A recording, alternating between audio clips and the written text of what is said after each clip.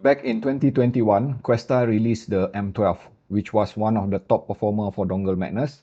I personally love that dongle for being, one of the best at that point of time. So 3 years down the road, now in 2024, finally we have a direct successor to M12, which is the M12i here. I have it in my hand right now. Okay, so price at 104 US dollar, all the way anywhere between 104 to 129 US dollar, depending on which shop you're looking at in AliExpress, as you can see here. This M12 comes in a very simple packaging. In fact, it retains the same design and shape to the original M12. With an exception, now it comes with this glass panel here, borrowed from M15. So it will allow you to see the content of it. And of course, there's two LED indicator there. And nothing else on the body, okay, except for this 3.5mm single-ended here. Yes, just one jack and USB female Type-C. Okay, with this cable here, that's it. Very simple package. And looking at what's inside, this M12i is equipped with the very same ESS Sabre ES9281AC flagship ESS Sabre deck inside, similar to the original M12. Okay, the resolution is quite high, rated at 768 kHz, 32-bit, and capable of DSD 512. So let's talk about some of the feature offered by this M12. Okay, now this is very interesting. Okay, this is another dongle from Questyle which is equipped with current mode, adaptive current mode, and I will talk a bit more on this after this as well. And looking at the signal to noise ratio, this is super impressive, rated at 130 dB, which means that this M12i is very silent. And I can confirm, at least for now, that it is indeed very silent, exhibit no distortion or anything like that, completely black background when I tested it with very low impedance hybrid IEM. And of course, as noted there, it also offers automatic gain. Okay, and I will also talk about this after this. And the key thing is that what is the I in the M12? There you have it, Apple MFI compliant. So if you are a previous user of M12 3 years ago, you might remember that there was some issue connecting to Apple product, especially because Apple tend to be quite weak with the USB power. So somehow Questyle have managed to address the issue, and hence they released this M12i, and we talk about it a bit more as well after this. And of course, last but not least, 3.5mm single-ended. Will that be an issue now? Let's find out. What you see here are some of the major differences between M12 and M12i. I have already mentioned that this I stands for MFI Apple compliant, so you can expect this to work better with Apple product. And definitely it supports much higher resolution now at PCM 768 and DSD 512. And of course, it comes with this data status indicator, which is something we can see inside here, and also with gain status indicator. If you were to look at the rated power itself as advertised by Questyle, this is definitely not impressive at all, okay? Even at 16 ohm, it is offering 19 milliwatt of power each side per channel, and at 300 ohm, 12.26 milliwatt of power per channel. So if I were to compare this M12i with the rest of the dongle in the market right now, which even goes all the way close to 700 milliwatt of power per channel, this is definitely nothing. But is it that weak? Let's find out after this. So what are current mode amplification from Questyle? So let's just have a look here. I have taken this directly from Questyle, and I just want you to focus on that particular green line there. It operates constantly in pure class A state.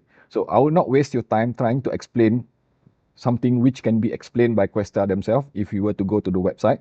Okay, but essentially what is happening here is that there's some sort of magic, done by Questyle to convert usage of voltage. Instead of using the voltage itself, it used the current to actually amplify the sound. So it is some sort of technology which is quite impressive, and it translates into the sort of performance which I have heard from this M12i or even the earlier M12. So how efficient is exactly this Questyle M12 with the current power mode, adaptive current power mode, and supposedly to be more efficient than the predecessor? So have a look here. I have conducted this test using some sort of USB measurement tool to exhibit the sort of power draw from this Sony Xperia 1 Mark IV phone of mine, which runs on PD 3.0, running in USB exclusive mode. driving Sennheiser HD 600 here, 300 ohm, okay? And this is what I get, okay? This M12 admirably draw only 0.25 watt of power from the phone, and the power rating itself, the current is rated at 0.08, okay? And if you were to check with the rest of the competition there, which is something which is relatively much, higher with power rating, like iBus or DC04 Pro, you can clearly see that, throughout all this rating here, it gets higher and higher all the way to FIO Q15 there, which draws a whopping 6.78 watt of power. So let me just simplify this in the most layman's term. If you want something which is efficient, not punishing to the host, especially if you attach it to a phone or even very weak phone like iPhones, right? M12i, this is why it can work with weak sources, okay? Weak phone, because it draws very little for the same kind of output, right? Same level of loudness as heard when driving this Sennheiser HD 600. You see here, right in front of me, I have my Burson Audio Playmate 2 DAC amp, which is running on V7 op amp, the highest spec. And also beside it, I have JDS Lab Atom 2 and DAC 2. Both of them, each of them offering in excess over 2000 milliwatt of power. And I have been spending half a day yesterday comparing those two with this M12i. How does that even compute? Why would anyone be sensible enough to compare this M12i against those two juggernaut? Okay, let me just put it this way. Okay, throughout my testing, back to back, listening to the three of them using these two particular song, all right, which is from Alison Krauss and Diana Krall, as you can see here, I was simply amazed and surprised, because I have shown you earlier, despite the seemingly low, very low rating on power itself, okay, this M12i was able to drive this Sennheiser HD 600 here, 300 ohm, and also this magnetic planar of Hafhaman Sundara, okay, and another one of my headphone at the back there, which is Fostech T40 RP Mark III, at surprisingly very good authority, to a point that I would say, if I were to compare it against JDS Lab Atom there, this M12i was able to output close to 90% of the sort of sound, all right, quality which I am hearing. I am not joking, okay?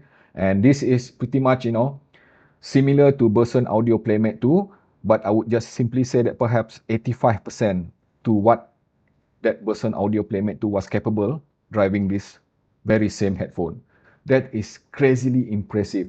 I don't know how to explain it, but this is where numbers does not tell the whole story.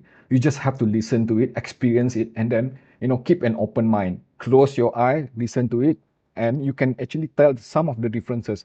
I will admit, all right, in the long run, M12i would not replace my two desktop DAC amp, because I would just simply say that when it comes to sound authority, that final 5% or even let's say 10% relates to the way it handles the dynamic, meaning that I am hearing a bit more impactful and a bit more of texture and definition coming from these two desktop DAC amp, and especially soundstage coming from the JDS Lab stack. But otherwise, if I were not to compare them with anything, listening to this M12i alone, I can be completely happy with this. Meaning that if I were to go outside there, I don't have access to this desktop DAC amp, and I want to listen to this HD 600 here, attach it to this, no issue at all. I'll be very satisfied. As for the sound itself, probably by now, if you have been following me for quite a while, you're going to be sick and tired of hearing me saying this. Analog sound. Yes, M12i is very analog sounding. The sort of sound which I love. I am a purist for analog sound. I do not like digital sound. And the thing is that what I have heard from this M12i is something which is automatically very easy for me to love. It is pretty much similar to many other DAC amp which I have loved, grown to love, okay, over the years, for being able to produce something which I consider as being accurate to natural organic sound. So it is mature, it is rich and smooth sounding, yet at the very same time, it is highly analytical, does not seem to be lacking in technical department as well. Surprisingly, the soundstage of this M12i is big and wide and open, spacious, even when used with the Sennheiser HD600 here. And let me just put it this way. The first time when I use it, I use this Etimotic ER2XR, my reference here. And the reason that I use this is that because I need to understand, I need to gauge how transparent is this M12i. And true indeed, what I am hearing is something which I consider as being accurate, transparent, and uncolored. Okay, yes, this ER2XR kind of a bit boosted in the mid bass, but then what I'm hearing is that the sort of sound which is, truthful to the intended, sound from the source itself. And the same can be said with this Kinera Idun Golden. This thing is super flat sounding, okay, neutral. But when I attach it to this Questyle M12i, I still get that transparent, neutral, uncolored sound, but it does not sound lean at all. It does not sound dry or anything like that. So that's definitely, that alone is already a huge plus in my book. And then when I attach it further to my favorite here, which is Sivga Nightingale. By the way, this is the warmest sounding IEM in my collection. This is a total beyond 100% analog experience. Okay, the kind of sound which reminded me of the time when we listened to vinyl, okay, or even this tube amp or anything like that. So that is the sort of experience which is really immersive, very musical, yet at the same time highly analytical. And the same can be said with this surprisingly big Quest Win here. Despite being a hybrid bond conduction, I am hearing pristine, clean sound, which is transparent as well. And when we talk about, let's have a look at some of the other technicality, how it handle the details and imaging and everything. You see, largely, I would even say that if you're familiar with ASS Saber's sort of tuning, or the sort of, modern tuning nowadays, this can be considered as warm sounding. I was just gonna have to admit that, okay? Because most people would just simply regard natural sound as being warm sounding. But does it also mean that it, would be less capable with micro detail or macro detail? Then my answer is no. Even when used with this Hafeman Sundara here, or even this, especially with this Etimotic ER2XR, I am hearing proper presentation of details, micro and macro detail. But the way it present the detail is never offensive. It never push the detail to the listener, okay? The nuances are well defined, okay? The decay state of it is very smooth, yet it extends really far, both on the lower frequency and the upper frequency. I have shown you earlier how efficient this M12i when it comes to power, okay? And true enough, when I attach it to my phone here, my second phone, which is Xiaomi Mi 90, 4000 mAh of battery running on Android, driving this Tanjim Zero here, 32 ohm, okay? I was able to get an impressive 12 hours of runtime before my phone died, okay? I know, there's a lot of item there, as you can see on screen right now. You can pause the screen, have a look at it, and digest the information that is available there. And let me just remind you, that is not all of them, okay? I just try to narrow down some of the top performer of Dongle Madness for the last 3 years. And as you can see there, let's just compare it closely together with M12, the older sibling. Okay, you can see that, on the sound aspect itself, I have rated this M12i quite high, pretty much maximum on 3 area, which is the sound, tone and timbre, very analog sounding, and richness, very rich sounding, and definitely on sound technicalities. It is also highly competent, surprisingly highly competent with that technicalities. Okay, the sound stage was good, the resolution, imaging, everything. So it improved pretty much on all area of the sound aspect except for dynamic presentation, which is pretty much similar still to M12. And if you were to compare with M15, now have a look there. Obviously, if you are into technical aspect of sound, then I would just simply say that M15 still have it when it comes to dynamic presentation technicalities, okay? It is definitely one of the most resolving among the 3 of them, okay, when it comes to sound presentation. But to me, at least, all right, to my preference, subjective preference, I think, M15 kind of a bit lacking when it comes to tone and timbre and richness as compared with this M12i, okay? And of course, as for the rest of it, synergy is even better with this M12i because I was able to use all type of IEM, be it warm, dry, neutral, bright, you name it. This M12i was able to handle it very efficiently, and effectively to emit the sort of transparent sound which I expect from them. So, and if I were to compare this M12i, obviously with that kind of very high rating, which I have rated this M12i actually reminded me quite comparable to my current champion for dongle madness, which is this Hebe FC6 in many ways. Both of them are super analog sounding, both of them rich sounding, and both of them are rated very low, okay, with the power rating itself. This Hebe FC6 is rated at just 100 milliwatt of power, yet this FC6 was able to drive something like this with ease, with full authority, with the same kind of richness I am hearing on this M12i. So both of them are definitely, right, my favorite dongle now. So the key difference, perhaps if I were to actually nitpick on some of the detail with the differences between FC6 and this M12i, is that this FC6 being R2R, kind of a bit frontal, a bit more intimate with the way it presents the sound itself, especially when it comes to mid-range. So if you prefer something which is a bit more forward, okay, FC6 have it. But if you want something which is not so forward sounding, not so frontal, then M12i have it. And the same can be said when I compare against the other competition, which is very close to it, Aone Yuki as well, one of my favorite. Okay, Aone Yuki, as you can see there, score really well. The main difference is that I must admit Aone Yuki might, exhibit a bit more of efficiency, the way it handle the transient speed, because I have actually declared Aone Yuki being one of the best dongle to handle magnetic planar because it can appreciate the kind of transient capability of magnetic planar. But it does not mean that this M12i is lacking on that department. We are talking about top performers here, okay? It's like comparing Diamond A to Diamond B. And you can compare it with the rest of the competition. Perhaps I can pick up another recent competition which is performing really well as well. This FIO KA17, which I reviewed. This thing is super impressive. But yet, you can see there, the scoring for M12i is kind of a bit higher. I must admit that when it comes to outright technicalities and outright power, this KA17 still have it, okay? And this is the sort of sound which may be applicable depending on your taste, okay? So let me just put it this way, okay? Between these two, I can openly declare that I like the sort of sound coming from this M12i because of my personal preference. I prefer something which is a bit more analog, accurate to natural sound reproduction.